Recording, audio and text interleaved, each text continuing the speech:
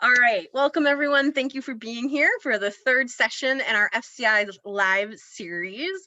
And tonight we have a special guest of the Gem City Market organizing team.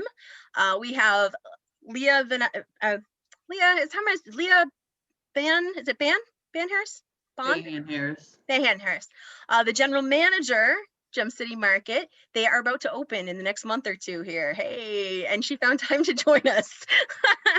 Amaha Selassie, who is the board chair of Gem City Market, and Kenya Baker, who is a board member there as well as one of the founders. And they are here to talk to you guys tonight. And if you know the Gem City team, they do things collaboratively. So this presentation is going to be collaborative and interactive with you all. I just want to take a few minutes to do some housekeeping before I get started, which is just, again, we're expecting 30 or more people, so we'll be using the chat for questions. Please do pile those questions in there, conversational points. If we get to a point where the team would rather you just unmute and talk, they'll let us know. But for now, throw it all in the chat. Other things to keep in mind, of course, we're recording. Keep that in mind. This will be kept for posterity, no matter what you say. And if you can, everyone's always been great about this, but definitely if you're not speaking, keep muted. We can have all sorts of sound problems if folks don't. And like I said, we will have a recording. Those will come out in March. You will get a follow-up email tonight asking you just 2 questions about how helpful the presentation was and if it was what you expected, that we'd love for you to fill out. It helps us keep doing this and improving what we do. And there will be an email coming out tomorrow with the next 3 sessions. We have 3 more sessions in FCI Live next week. And then the week after that, we have 4 sessions coming out. So look for that email with the details. And with that, I'm gonna introduce the Gem City team. Like I said, they're about to open that co-op in Dayton, Ohio, in just weeks. I'm not even gonna say how many months. I'm just gonna say weeks because I know how this goes. But they have found time to come join you guys today and talk about, I think one of the things I want to say that brilliantly innovative, and there are multiple things about Gem City, is they organized this co-op with their community, not for their community. And that is a tough thing to pull off. And I think they've carved a way forward that is going to be best practices for many, many co-ops to come. So they're here to talk about some of that very specific thing tonight. And I'm going to turn it over to them.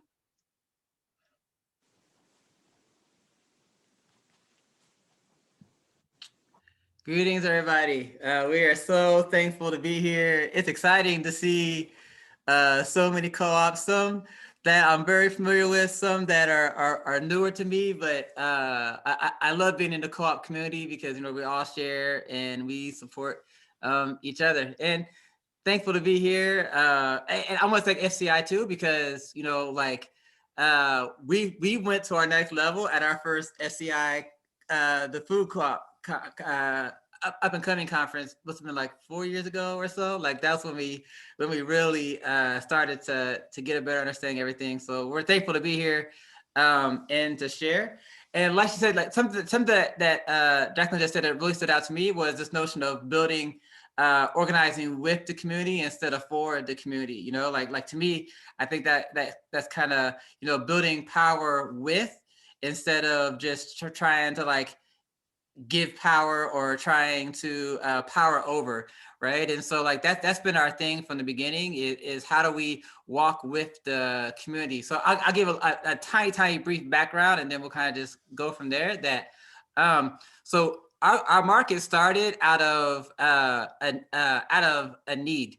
You know, at that time, 40,000 residents on the west side of Dayton, and no grocery store. And the thing that was real significant about that is that Dayton is a hyper-segregated city. So we have east and west side, an extreme level of segregation, that the west side is 98% African-American, east side is like 96% white with Turkish, Latino, and African refugees.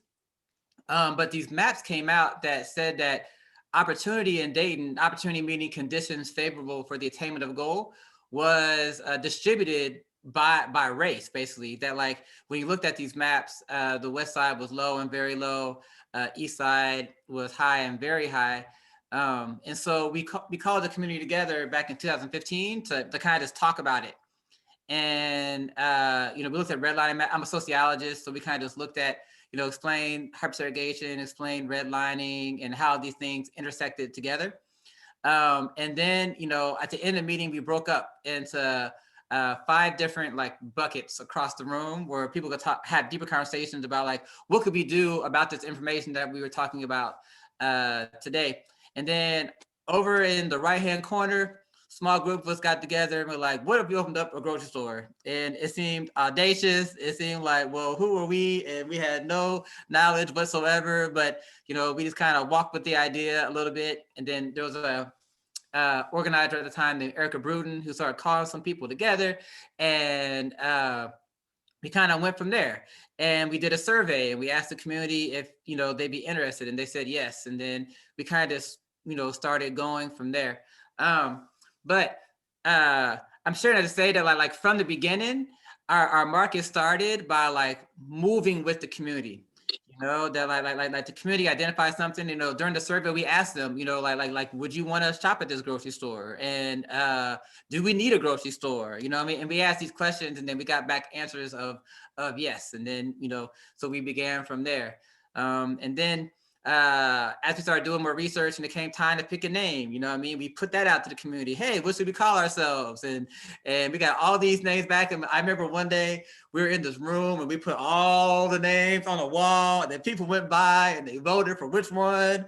And then we took all that information and then we kind of pieced it all together. And we ended up with the Gem City Market because Dayton is known as the Gem City, and then came from the mission statement. And again, we put it out to the community and we did a process. And so I'm saying to say that it was this, part of the goal of building a shared future within the community is building shared ownership, right? So it's one thing to buy a share, but it's the next thing to like have my stake inside the store, inside the market. Like we were sharing earlier today that I distinctly remember when it came time to architecture that one of the members, so we're going to have a health clinic and a grocery store. I mean, a health clinic and a teaching kitchen. And we didn't know, we had one bathroom at a time. And so like they literally had to take like a urine sample across the whole grocery store into the clinic, right? And so it was like, it'd be good to have a bathroom that's a clinic. We're like, oh, that's a good idea. So we added an extra set of bathrooms right by the clinic. But that was a community voice, like adding their part into this thing, right? And so what we try to do throughout, and even more now, is to situate, when we talk about thinking beyond, like I know at some of my board members cringed when I said this early on, but it was like, for the market to work, we realized that we couldn't just build the market. We had to look at like the market as being a stepping stone into something else, right? And so like what is the thing that the community is moving towards, and how is the market a part of this process, right? And so like, how do we situate the market inside of the larger community transformation that was happening in the area? Like how we co-creating a vision of the future that we wanted to see, and then leveraging our resources together, and then seeing the market as a step in that process, right? That like while I shop at the market, I'm actually like participating and building into this larger vision of the community that we wanted to see, which we like to use the word collective hope, that like, what vision we co-create, and then how we leverage our resources towards making it happen, and for us to do that, it took walking with the community. It's a slower process, but it's like how to walk with the community, how to build trust with the community. In the beginning, one of the obstacles was, boy, y'all gonna steal the money. Because we were building a market in an area that was highly disinvested, where people have big promises and low execution, and so it was like, they had to see us walking it out. They had to see our consistency.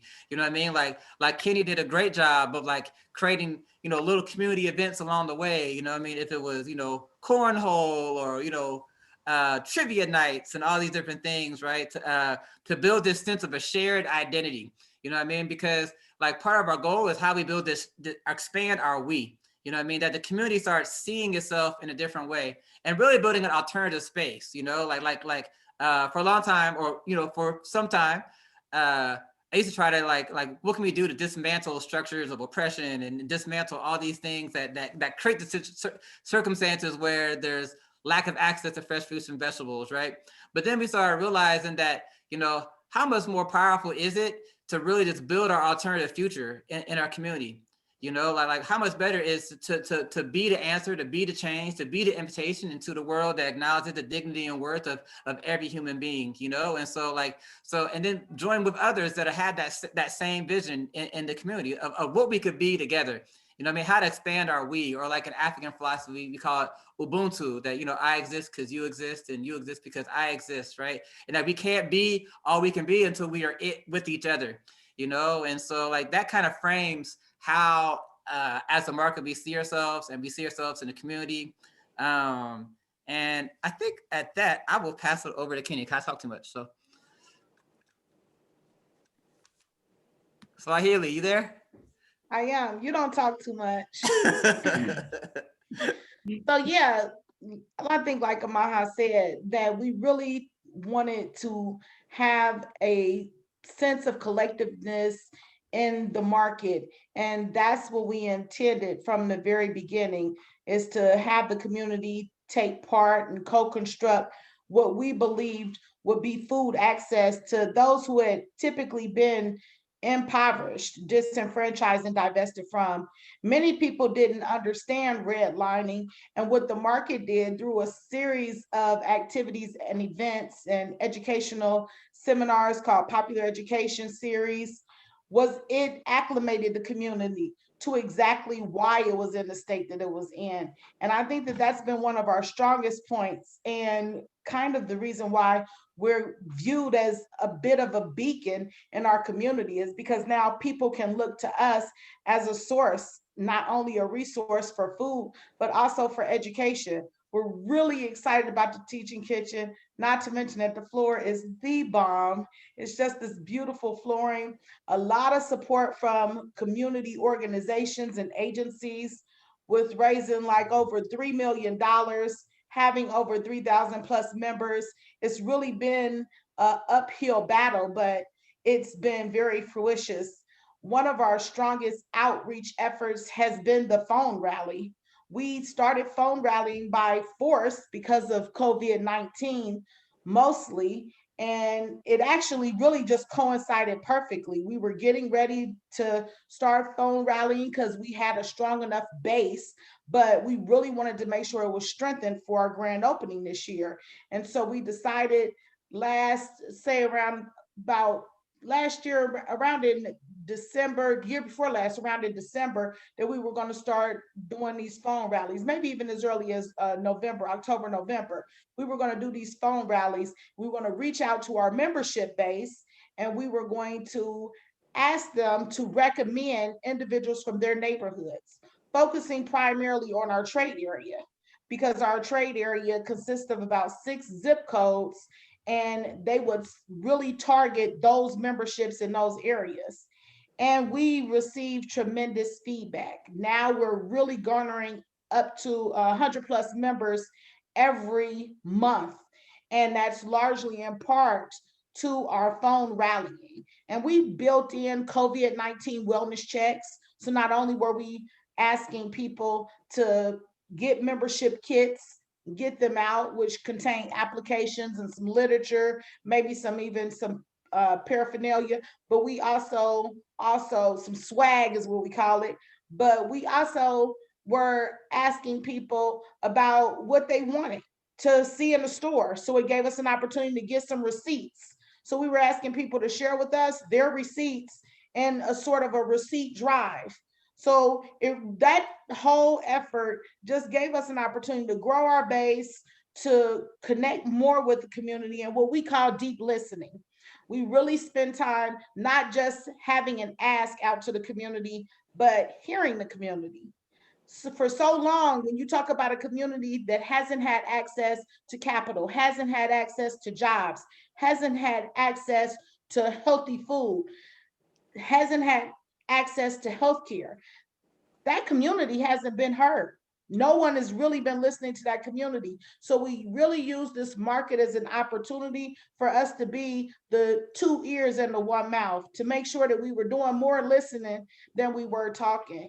And it helped. I believe more than anything, the community now has an outlet for its voice, and it's amplified because the entire Dayton region has their eyes on this beautiful building that's being erected at Salem and Superior.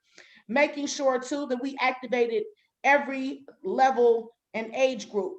So we had activities for children, children's cook-offs. We partnered with the Children's Hospital and actually hosted there in their lobby.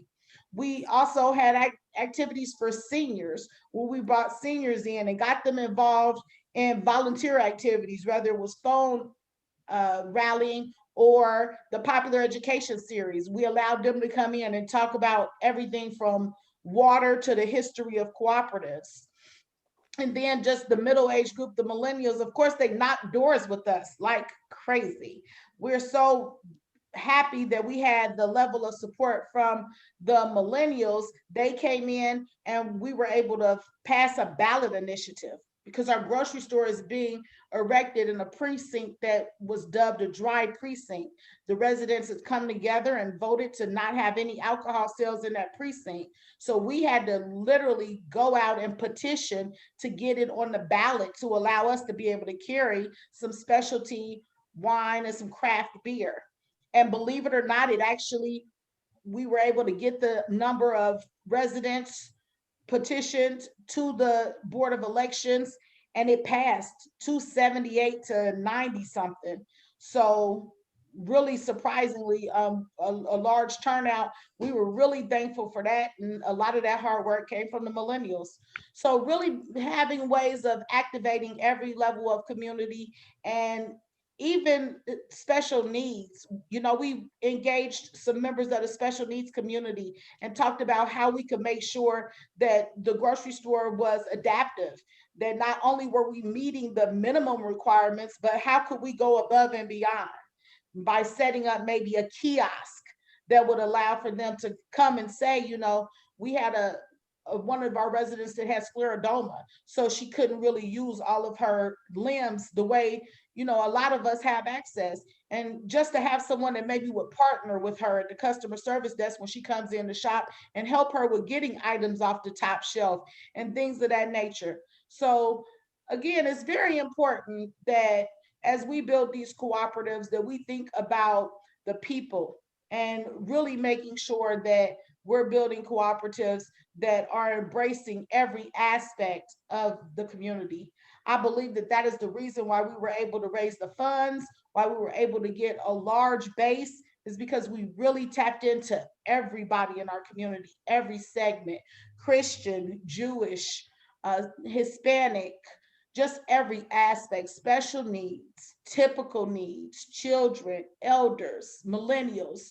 Don't leave any segment of the population out, because far too often people are overlooked. And Gem City Market has really made sure that we took a deep dive and looked at every segment of our population. And with that, I'm going to pass it to Leah. I'm going to take a quick, can I take, you guys take a couple questions? Sure. And then we can pass? Okay, so Sure. a couple people private messaged me questions, which is fine, but you can also put on the general chat. Janet asked, she said, do you define your community work as organizing? And if so, what does that strategy look like? If not, how do you describe methodology to reach, educate, and train, engage the entire community? That's a good question. Amaha, you want to take it? Yeah. We could both do that one. Yeah, I would definitely say organizing. Like you know, I was an organizer and Kenny was an organizer. Yeah. But in fact, we met through organizing a long time ago. So it's like I would definitely say organizing is you know our strong suit. And like we have a unofficial phrase of the market, which is more than the market, but a movement, right? And so we always wanted to connect the larger community transformation inside of the market. And so, and our strategy was deep listening, right? And the reason is because we know that the deeper the relationships, that the more trust and the stronger the bond, the connectivity in the community, then that's what enables communities to transform, right? And so we chose depth over speed, like if you're doing old school organizing, you're knocking on doors, you got 30 seconds, 1 minute per door, you know what I mean? But this one, if you went on one door and was able to hold a conversation for an hour, that was a win, because, you had a deep relationship with one person, right?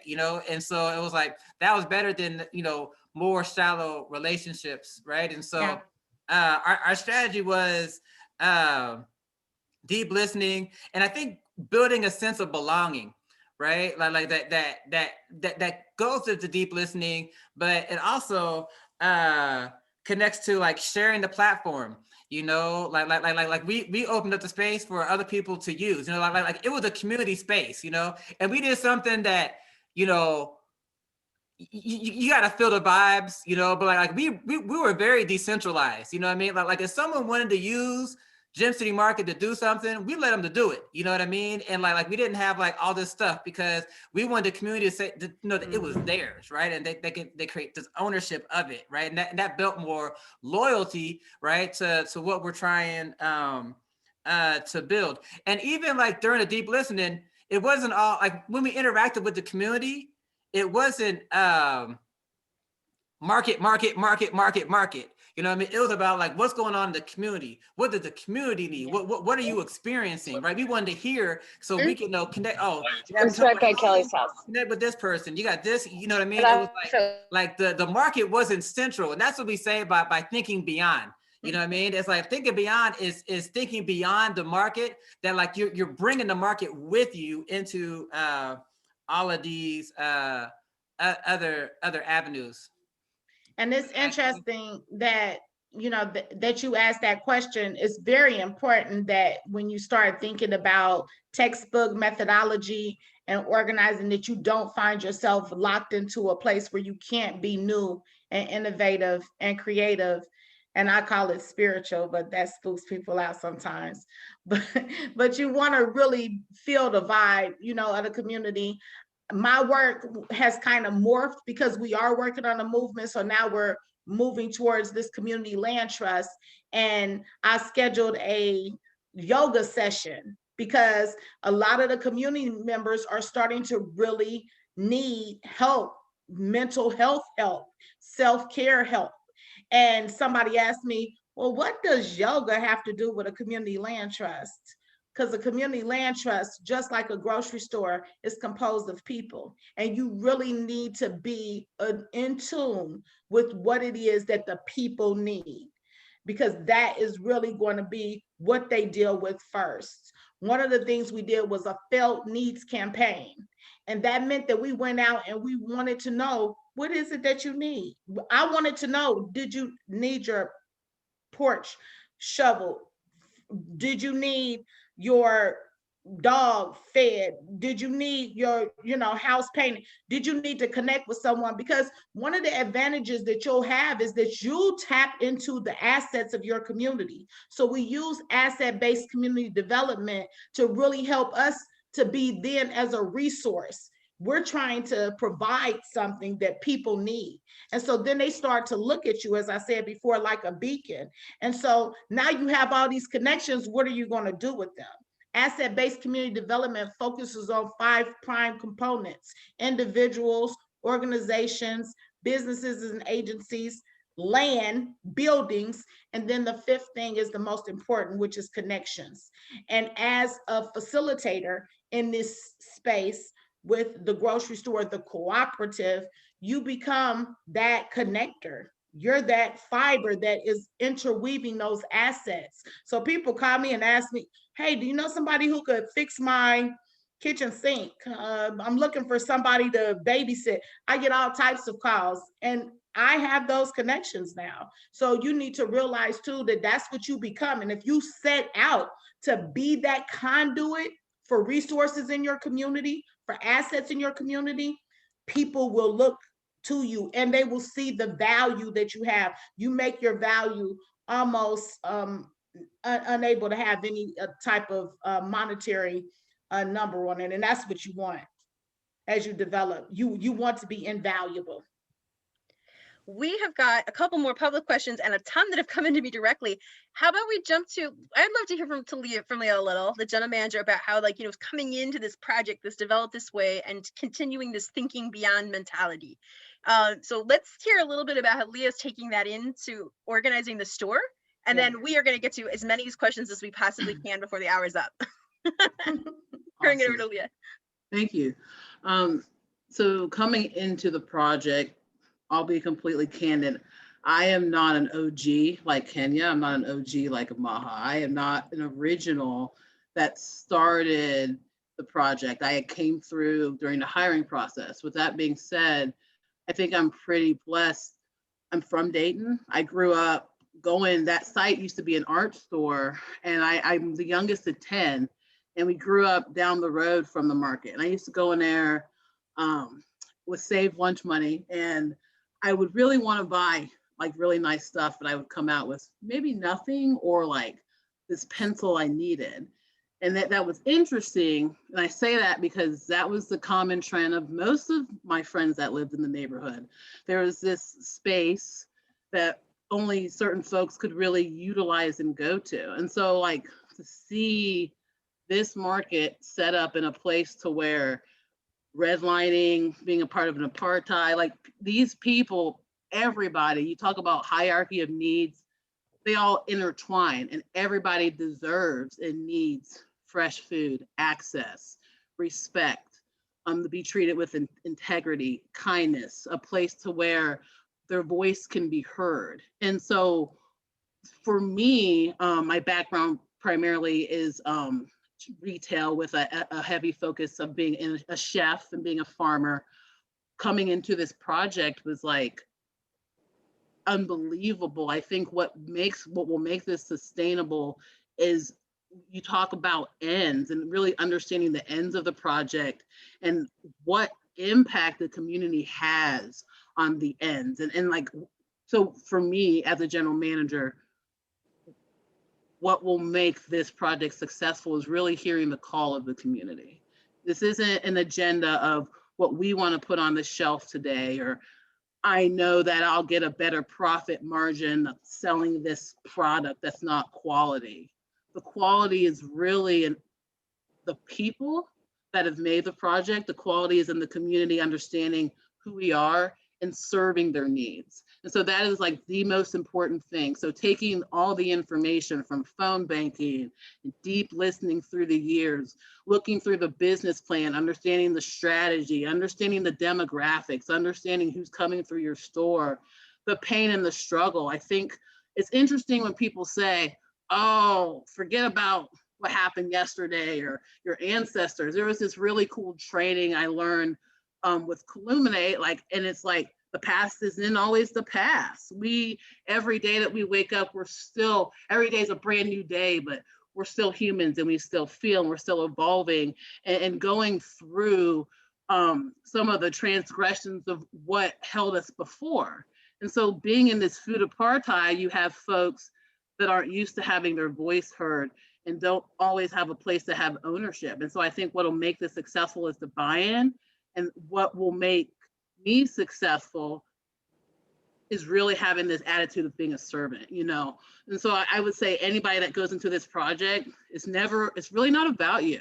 And I think that once you realize that and put yourself in the place of understanding, community is, to me, to hear the word community is to commune in unity, to abide in, to learn, and to understand humanity and the unity with one another.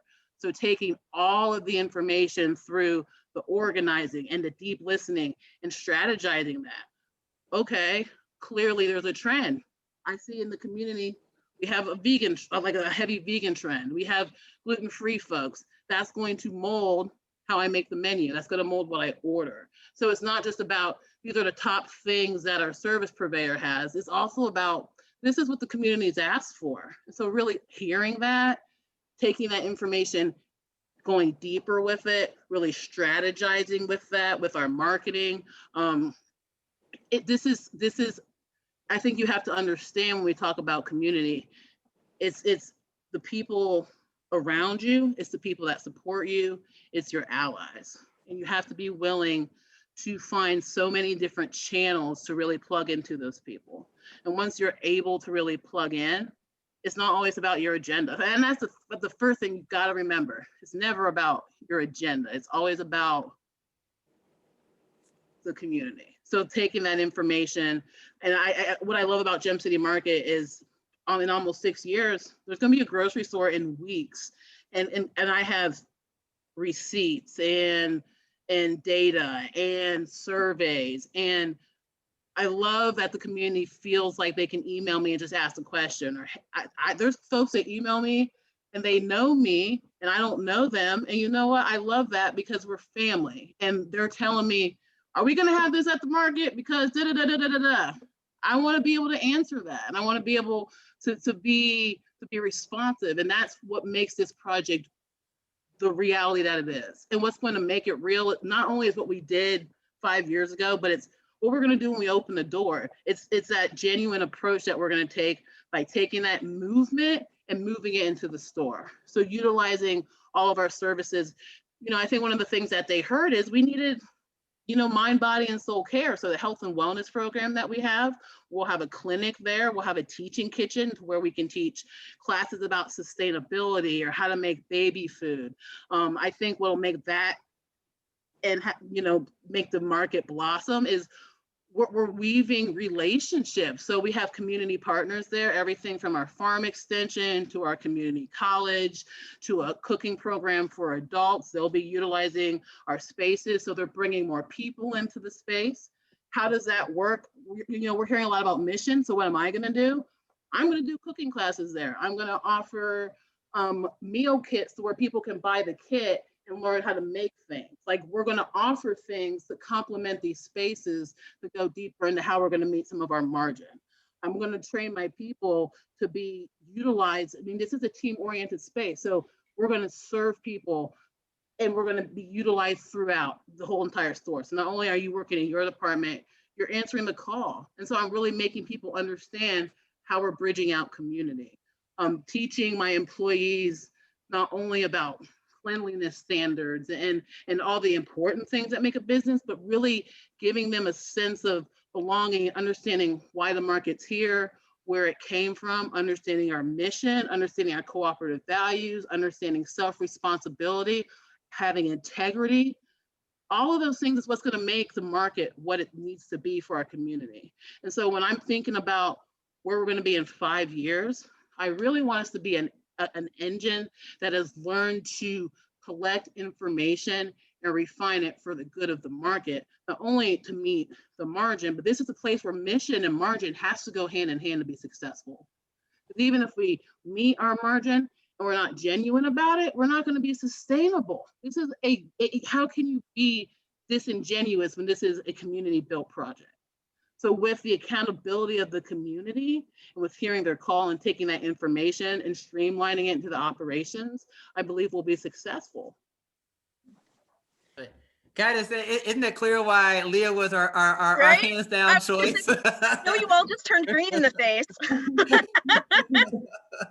I was just, when you hear a general manager say, owners feel like they can message me, and I love that, you hired the right person. All right. There were so many gems in there. I was taking notes. All right. So we've got a ton of questions for y'all. So we're just going to get started. I got a list. At what point in your organizing did you find a location? Could you talk about that process? Because for us, it's been a tough balance for engaging the community before finding the exact space, especially being in a big city with the food co-op, and it's just not knowing where it's going to end up being. I think one of the things that you can do up front is really work on that mission and vision, because regardless of where you're located, you're still going to have the same mission, and making sure that that's something that you're co-constructing with your community. We actually were looking at an old Kroger's building. Kroger's had left our community in an area that had really been hard hit by the 2008 housing crisis. And because of that hard hit, we didn't have the population density that we needed in order to get a feasibility study that would appeal to our potential funders and donors. So we couldn't make a strong consideration for that space. And it moved us to start looking at another space. And we negotiated for that space for a couple of years before we finally decided that, you know, it was going to be outside of our price range. And luckily, because of a partnership, it's really important that you start now. If now's the time that it's been placed into the heart of the people in your community, then now's the time that you start your organizing, because it was a relationship that we had formed with one of the local neighborhood associations that made them think of us when they got access to some land just up the street from where we were trying to get placed at. And that place just happened to meet all of our criteria that we were looking for. Of course, we had done, you know, a study on the place that was a couple of blocks away. We couldn't quite get closed on. And so it was just perfect. And not only was it perfect for the grocery store, but we were even able to get some additional parcels for us to do, as Amaha said, make this more than just a market, make it a movement. So if I was to give you any advice, I would say definitely you want to start your organizing now and think about some of those beginning concepts that will transcend even your space and your specific location. Things like mission, things like vision. Work on those things. Start P6 and now working with other cooperatives, like coming to sessions like this offered through FCI. Go ahead and start making those connections, because that'll help you with identifying funders and coming up with good types of campaigns and developing your outreach. You want a strong base. I mean, that's the only way. I hate to say it, and I know it's the elephant in the room, but the reason why Trump appeared to have so much power is because of his base. Your base is critical. So work on your base now. I think go ahead. Go ahead. Someone go say No. Go ahead. Okay. I was gonna say, and if I could add to it, like you know, at first, like that Kroger's, you know, we thought we'd be like, I mean, when we first started, we thought, you know, we'd get the Kroger's on Monday, a week later we'd open up, you know what I mean? Like we were just so naive to the whole process in the beginning, right? But like the density was a big issue. You know, so like we had committed early that it was going to be somewhere on the west side of Dayton, because that was where the need was most, 40,000 people and no grocery store, right? But, you know, we had a couple different options when we did the feasibility study. We looked at all three, and then we started finding like, where can we build a market that might not be as far deep into the food apartheid area as we had originally wanted to, but had the density and the mixed income to make it work, right? And so like that helped, you know, because our goal was we needed one that could be sustainable, that in the future, if we built two or we built another one, right, we could go deeper in, because we had built that strong like mothership, you know what I mean? Like that first one, you know? And so that's kind of how we started getting closer to finding our place. And then once we had the general location, you know, our first one didn't work out, but then, you know, we were able to go up the street a couple blocks and get that one. Yeah. I was also just gonna put a reference in there too, like when you're really looking to get in the community and find like your support, it's really important to seek not only where people live, but like where they're at. So whether it's the church group, the organization, the school, the club, the place down the street, build those relationships and have those deep conversations, because that's where people congregate. So when you talk about different levels of marketing, it's not just the billboard, it's not just the print ad, it's not just the place media, which is bought media. You develop these relationships to where you can get free media, or you can put something in the church newsletter for $25. Like, understand that when you're building these relationships with people that are genuine, it opens the door to being a part of their communities. And I think that's really important when you're trying to sustain a store. It's how do I continue to build our community within these communities to bring them together to have this inclusiveness that I think we all dream for. I'm going to amplify something real quick that Kenya pointed out. I was going to say to a lot of startups, because I get this question a lot. Well, when we get the site, then when we get it, if you can't build the base from the vision, there's a problem in the vision. And Kenya, I know she led the charge, but Kenya and that team, so I don't want to give just Kenya credit, I know Kenya had a lot of credit. They proved it. So I don't want to hear this one. Like everyone people, we hear it a lot. Like once we have a site, no, the movement won't start when you get the site. So, and I just wanted to make sure everyone heard that from Kenya and the team. Okay. Questions? We got more. How long were you guys organizing? Like how long has it been? Opening day, it'll been how many years? 2015, it all started. 6 years. And we did something a little counterintuitive.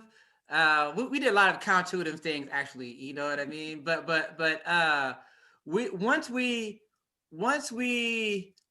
knew that we were going to commit to building a grocery store, we actually went underground. Like nobody heard from us, right? Because that's when it was like we need to do our research, because we knew how to shop, but we didn't know nothing about no grocery stores, right? So like we went and did our research. We reached out to FCI. We reached out to everybody we could. We went and studied and we learned and we started building our business plan. When we had everything together, then we bubbled up, right? But we only bubbled back up when we didn't sell shares or nothing, right? Like we bubbled back up when we were ready, and we had a solid plan. You know what I mean? Because we wanted the community to know that like they could trust us, because like we done our homework. You know what I mean? That we were ready, right? And so that was like 2017, I want to say, when we first like popped up. 2015 when we started, 2017 when we popped back up, and then we've been going ever since.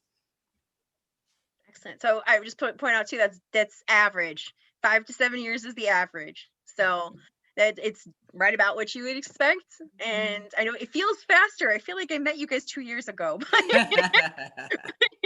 But okay, so we had a question. This one came to me direct. I think this is an interesting one. So it says, so I think we did it wrong because we decided on the vision and then hoped people would join us.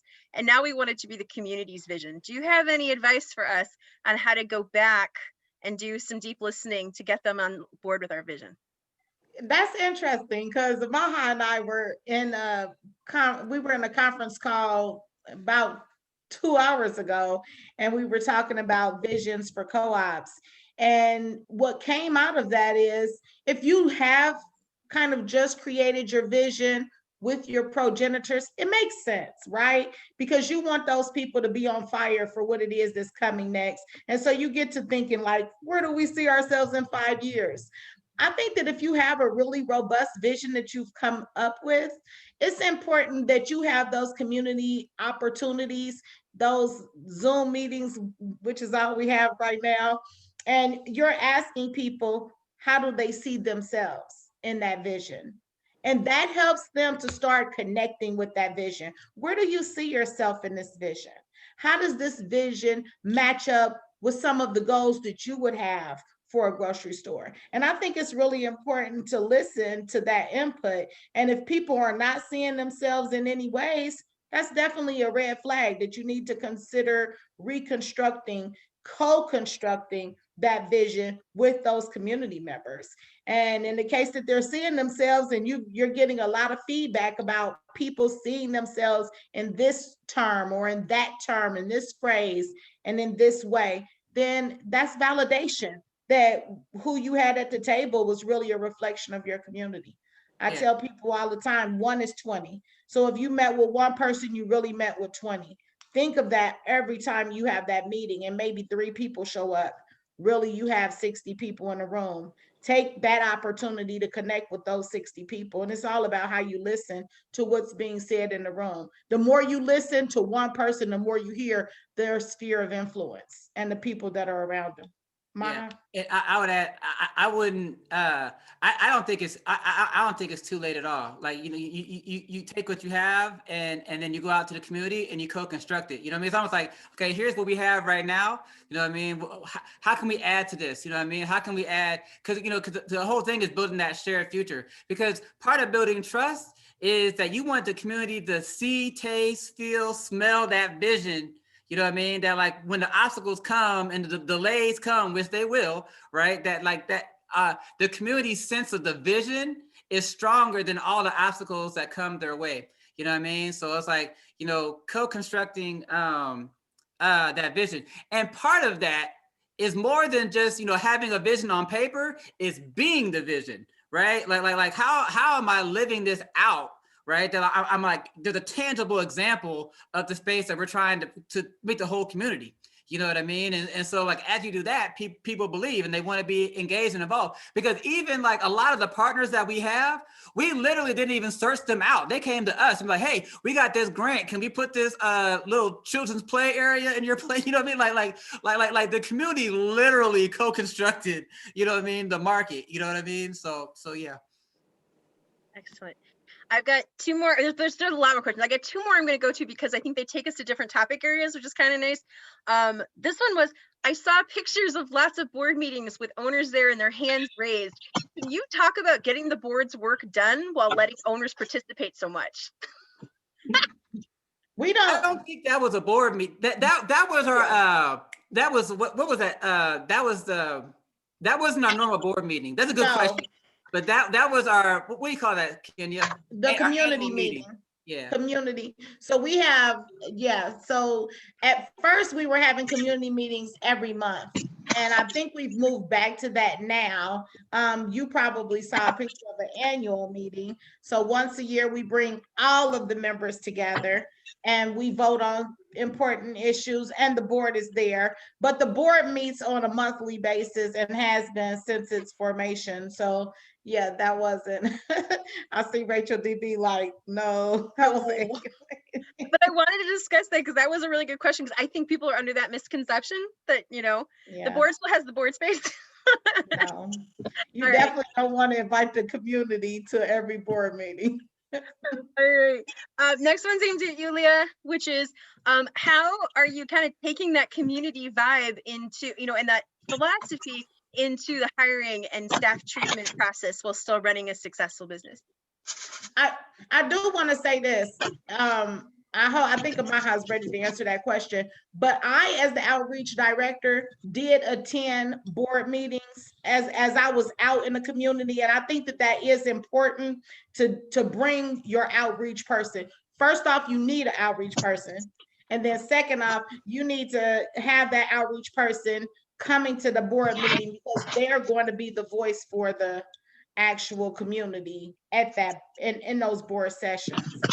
And then Amaha, you were ready to answer her question. Sorry, I shouted over to Leah, but it's Leah. Yeah. Okay, yeah, Leah. So the question was, how am I taking the community? How are you taking that community vibe into, you know, building a staff that needs to run a successful business?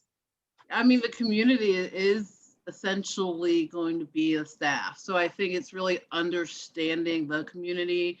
One of the things that Gem City Market does, we're in partnership with our local metropolitan housing authority and some other local like partnerships with apartments around town and housing, to where we're making sure to spread the word directly to them. So really understand, first of all, understanding the community and understanding what I would say would be like your direct target around the market. So your immediate trade area, really understanding who's around your immediate trade area.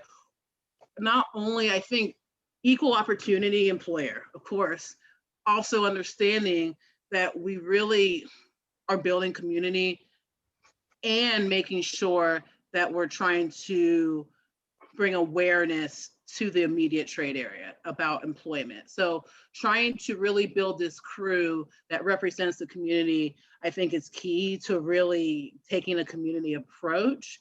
And then from there, it's really just building culture. So it's understanding, first of all, your mission, understanding your vision, and then applying that to how you're building this culture with your staff. So part of our mission talks about providing affordable, a clean, and a safe environment that's worker and community owned. How do we do that? What steps do we take to do that? And by showing them that and allowing them to understand that, by teaching them our cooperative values, it builds this sense of ownership, belonging, and pride, which really empowers our employees, which also empowers the community, which really makes this genuine and warm customer service exchange and experience, which is something that I expect and I'll take nothing less from staff, because what we're really trying to do is build this sense of inclusiveness and belonging. And one of the things that I believe is, even in my worst day, because of the community, we are in our best days together. So having people understand that, everybody in that space is welcome and inclusive, and you can come in, and even on your worst day, it is our job to make you feel your best. And I think that's what we're trying to strive for as a market. And so when you're talking about how are we doing this, the community will be the employees. So it's really learning your community and building that culture that is not only represents them, but fusing it with like your mission and your values. Nice.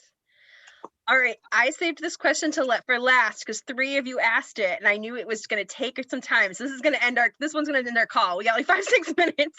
I want to get you guys loose on this one. All right, this is mostly aimed at Kenya, but they really want the details about this phone rally. Who made the calls? Did they have a script? How did you organize this thing? Yeah.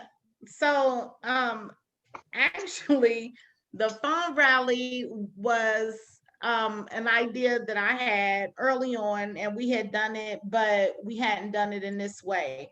Pretty much, you come up with your data, take your database, your list of members, and all of their phone numbers. You want to get their address, but most importantly, you want to have a comment section, and you create these Excel sheets. What's good about it is that once you have that and a confidentiality agreement with the people that you already have on board, you can contact them and they can take lists and actually call from those lists. And you can break it up by alphabet, you could break it up by zip code, however you decide is the best for the group that you're working with. You can break it up, you give it out, and then I like to use like a Google Doc sheet, because what that does is it allows people to comment and to make changes to the sheet in real time. So now you've got a spreadsheet that's being updated in real time, and you can see what the information is that's coming in. They let you know if they need to get membership kits, and then you pass that information on. Everybody should have, you have to have a Rachel DB. So you need to find you a Rachel DB. Who is a Rachel DB? Rachel DB is one of our resident artisans. She's a community member. She's a systems guru. Like, if you think about how can I make this system work better? She's your systems person. There she is. She's our systems person. So she knows how to take whatever it is that you're trying to do and make it just beautiful. Like, she makes it shine. She makes it efficient. She makes it work in a way that anybody could do it.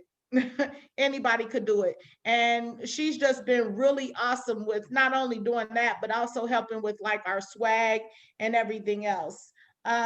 She said she was just on phone banking. Rachel, do you want to add anything about the phone rallying? Because you really, were able to take that ball and score the goal.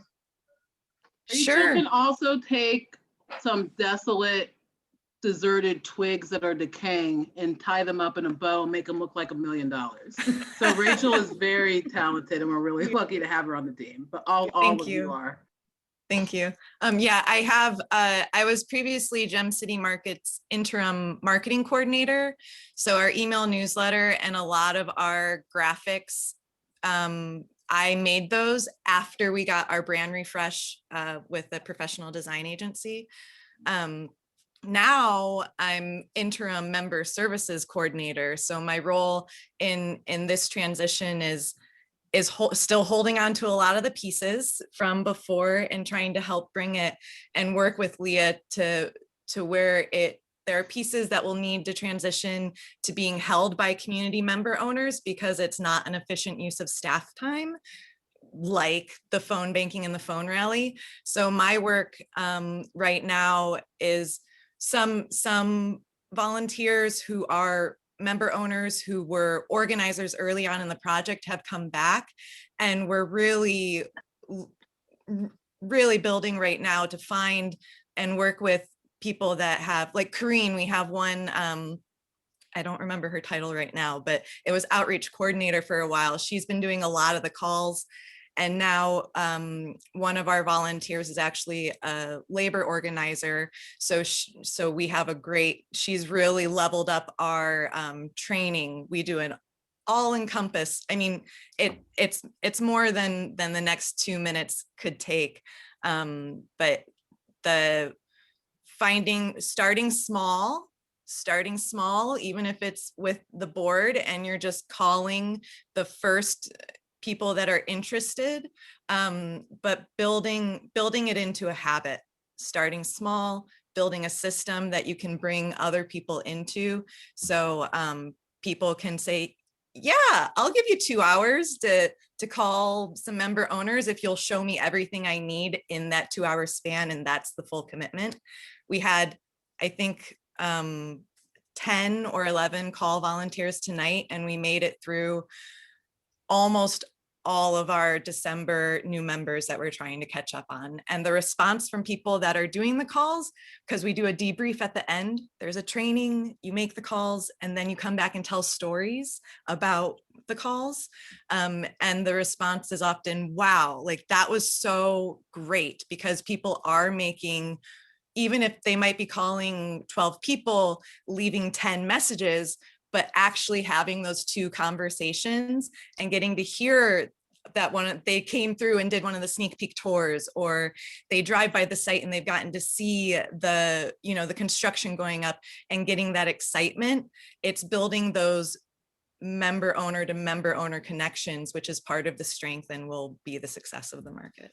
And if I could add one thing to what Rachel just described, we're like calling like radical hospitality, right? So like on some level, it's about reaching out to the new members, but it's also about those that are coming in, like how they're feeling that deep sense of belonging, right, themselves, right? And they feel more ownership inside the store.